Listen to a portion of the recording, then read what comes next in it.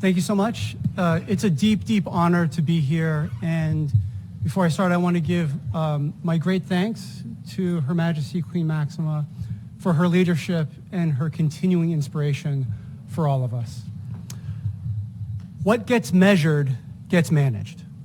This is in part the logic and the power of the United Nations 17 Sustainable Development Goals. And they convert the UN's broad vision of sustainable development into actionable, measurable components. Notably, financial inclusion is embedded in 8 of those goals, reflecting its criticality to the development and progress for all people.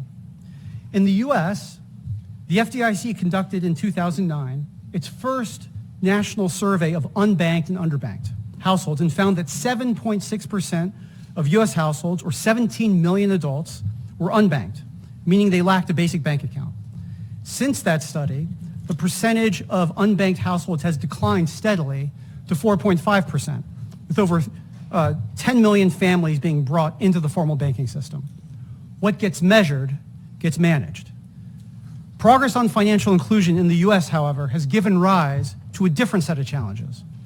Inclusion is necessary but not sufficient to lift people up. Focusing only on inclusion can mask exploitation via predatory lending and high-cost debt traps.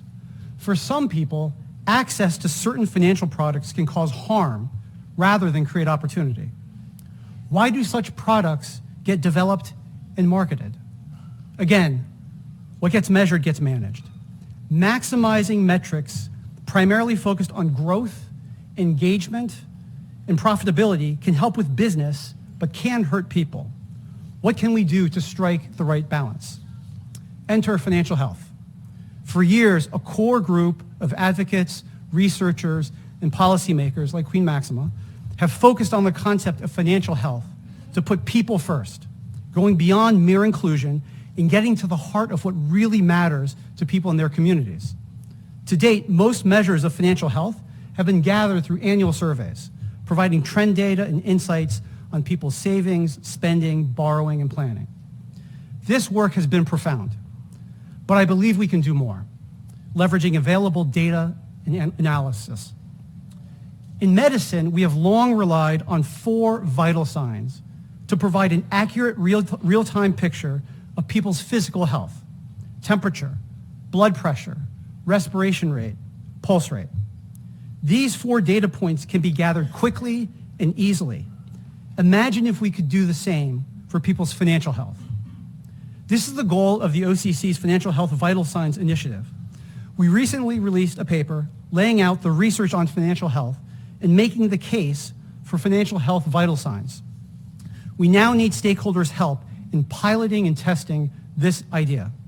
And we look forward to being part of the community of folks who will iterate and learn with us on this.